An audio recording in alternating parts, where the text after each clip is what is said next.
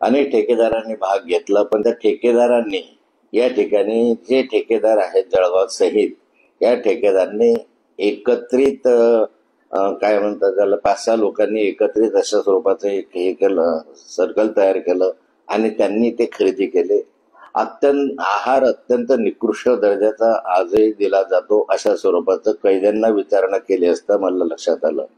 मुळामध्ये या संदर्भात एक कैदी जो आहे एका महिन्यापूर्वी सुटून आला, तो माझ्या अत्यंत जवळचा नातेवाईक आहे आणि त्याला मी स्वतः बोलून खात्री केल्यानंतर लक्षात असं आलं की जनावर सुद्धा खाणार नाही अशा स्वरूपाचा आहार हा कारागृहामध्ये कैद्यांना दिला जातो आणि एवढ्या मोठ्या प्रमाणावर कैद्यांसाठी खर्च केला जातो, परंतु प्रत्यक्ष त्या ठिकाणी निकृष्ट अन्न दिलं जातं.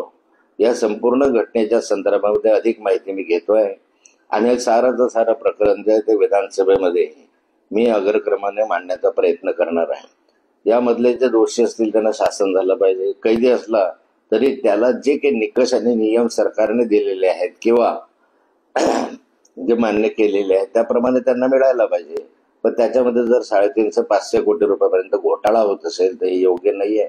अनेकांचे राजकीय आशीर्वाद याला असू शकतात, सरकारच्या मधलेच कोणी मंत्री याला पाठीशी घालू शकतात आणि त्यामुळे या घोटाळ्याचा पाठपुरावा मी करणार आहे.